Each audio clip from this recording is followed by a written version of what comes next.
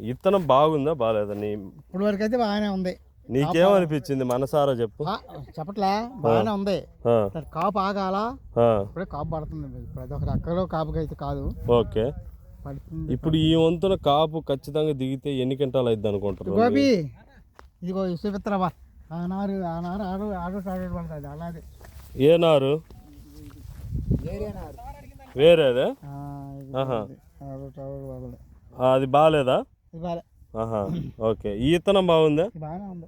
Okay, ఇప్పుడు ఈ వంతున కాపు దిగితే ఎన్ని క్వింటాలు అయింది అనుకుంటున్నావు నీ అనుభవం ప్రకారం? 30 అయింది. ఒకవేళ మళ్ళీ ఇంకొంచెం కొమ్మ వచ్చి కాస్తే? ఓకే, ఇటు తిరిగి పట్టుకో ఒకసారి చూద్దాం ఎట్టుందో. అందుకని ఇటు తిరుగు. అందుకని మేము 35 పెట్టింది. ఎంత పెట్టారు అచ్చు?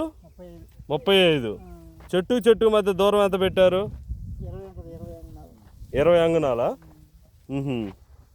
ఓకే, ఎట్లా అనిపించింది ఎక్స్పీరియన్స్? బాగానే ఉంది, మంచిగానే ఉంది. వేయొచ్చా అంటవా ఇంతకు మిగతా రైతులు? మళ్ళీ వేసి మోసపోవచ్చా?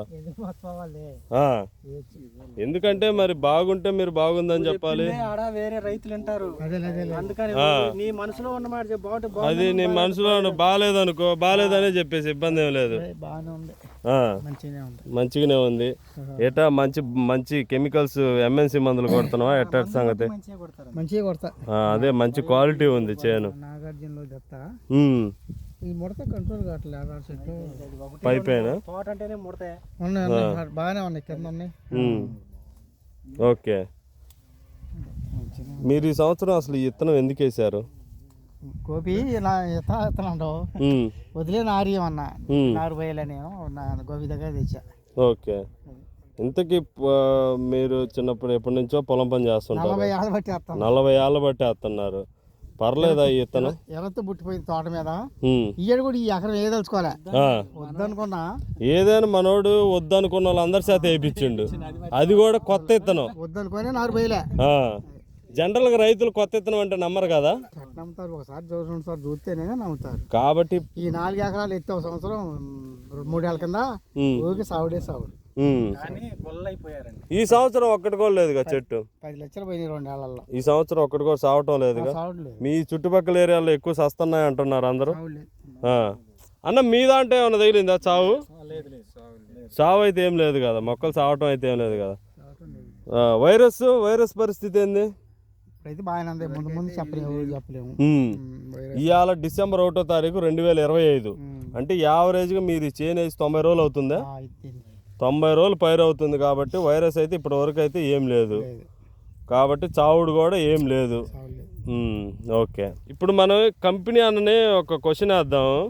అన్న కోటిరెడ్డి అన్న, అసలు ఈ ఇత్తనం ఎందుకు నాటాలి రైతులు? కొన్ని వేల రకాలు ఉన్నాయి కదా తేజ వెరైటీలు, దీన్ని ఎందుకు నాటాలి? తేజ రకాల్లో వేల రకాలు ఉండొచ్చు, కానీ దీంట్లో ఇత్తనం ఏంటంటే లాస్ట్ వరకు కింద నుంచి స్టెప్ బై స్టెప్ 3 స్టెప్లు వస్తుంది క్రాప్. ఇది కింద ఒక స్టెప్ అయిన తర్వాత మళ్ళీ 2వ స్టెప్ రెడీ, అంటే 3 స్టెప్లకి క్రాప్ వస్తుంది ఇది. Okay, step by step. Plus దీనికి ఏంటంటే బ్రాంచెస్ విపరీతంగా వస్తుంది. ప్లస్ ఇది దూరం పెట్టాలి. ఎంత దూరం పెడితే దానికి అంత బ్రాంచెస్ వచ్చి ప్రతి ఒక్కటి గడ్డ పింద కాకుండా ఈ పోతలో నల్లి ఉన్నా కానీ కాయ అయిపోతూనే ఉంటది. ఇది లైట్ నల్లి ఉన్నా కానీ కాయ అయిపోద్ది దీంట్లో, అది మెయిన్. ఇంకా స్పెషల్ ఫ్యూచర్స్ ఇది ఒకటే. జనరల్ గా ఏంటంటే ఒక్క నిమిషం, జనరల్ గా ఏంటంటే ప్రతి కంపెనీ వాళ్ళు ఏం చదువుతారంటే మా ఇత్తనాలు బాగున్నాయి నాటండి, 40 క్వింటాలు దిగుబడి వస్తాయి, 50 క్వింటాలు దిగుబడి వస్తాయి అని ఇది అందరు చెప్పే రామాయణమే, అందరు చెప్పే పురాణాలే. కానీ ఈ ఇత్తనం వేస్తే స్పెషాలిటీ ఏమన్నా ఉందా చెప్పండి మీరు. ఇత్తనం స్పెషాలిటీ అనేది ఇది అన్ని విధాలుగా వాతావరణం తట్టుకుంటది. ఓకే, వాతావరణానికి అన్ని విధాలుగా తట్టుకుంటది. ఓకే, కానీ మాదే వేయండి, మాదే 40 క్వింటాలు వస్తుందని మేము ఎప్పుడు రైతును గట్టిగా అదే మాల్ ప్రాక్టీస్ చెయ్యం. ఓకే, అదే దానితో పాటు ఈ ఇత్తనానికి వైరస్ తట్టుకునే కెపాసిటీ ఉందంటారా లేదంటారా? ఉంది బాబా. ఇప్పటి వరకు ఇత్తనంలో వైరస్ అయితే లేదు కదా ఈ ఫీల్డ్లో? మీకు మీ దాంట్లో లేదు కదా? అది మీరు అందరు నిజాలు చెప్పాలి, మళ్ళీ అబద్ధాలు చెప్పకూడదు. తోటి రైతు సోదరులందరూ మోసం చేయకూడదు మనం.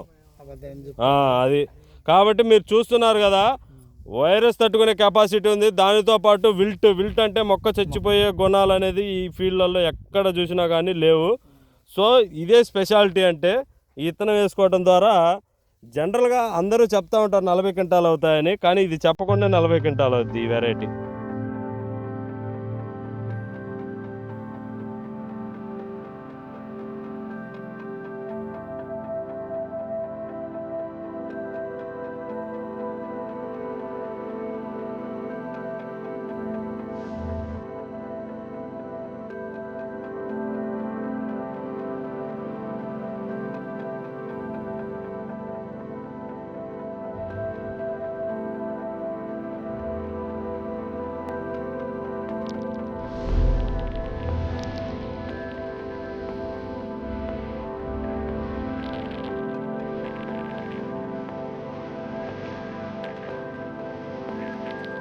ఒక మనిషి తను చేసే పనిలో వృద్ధి సాధించాలన్నా, లేదంటే తను చేసే వ్యాపారంలో అభివృద్ధి చెందాలన్నా మనిషికి కావాల్సింది గ్రౌండ్ లెవెల్ రియాలిటీ.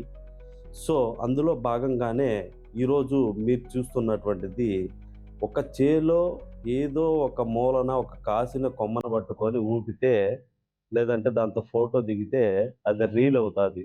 కానీ అదే చేలో మొత్తం కొమ్మలు చేను మొత్తం కాసిన వాటన్నిటిని ఊపి చూపిస్తే అది రియాలిటీ అవుతుంది. ఇది ఎందుకు చెప్తున్నానంటే, ప్రతి రైతు విత్తనాన్ని ఎంచుకునే విషయంలో మీరు రకరకాల ఫీల్డ్స్ చూస్తూ ఉంటారు. ఇది చూస్తున్నప్పుడు గ్రౌండ్ లెవెల్ రియాలిటీ అనేది చాలా ఇంపార్టెంట్. కాబట్టి విత్తనం ఎంచుకునే విషయంలో ప్రతి ఒక్కళ్ళు గ్రౌండ్ లెవెల్ రియాలిటీని తెలుసుకొని విత్తనాలని ఎంచుకుంటారు అని నేను మనసారా కోరుకుంటున్నాను. ఈ విత్తనం ఏందో చెప్పడం మర్చిపోయాను. అదేంటంటే ఇది వచ్చేసరికి తేజ సెగ్మెంట్కి సంబంధించి యువరాజ్ గోల్డ్ అనే విత్తనం. ఇది వచ్చేసరికి Aadya agri genetic seeds India private limited, Medchal, Hyderabad company వారి యువరాజ్ గోల్డ్ మరియు ఇతర కంపెనీ విత్తనములు. సో దీనికి సంబంధించినటువంటి ఆఫీస్ నెంబర్స్ కూడా ప్రొవైడ్ చేయడం జరిగింది. ప్రతి ఒక్కళ్ళు ఇది కావాల్సిన వాళ్ళు సంప్రదిస్తారని మనసారా కోరుకుంటున్నాను. ధన్యవాదములు.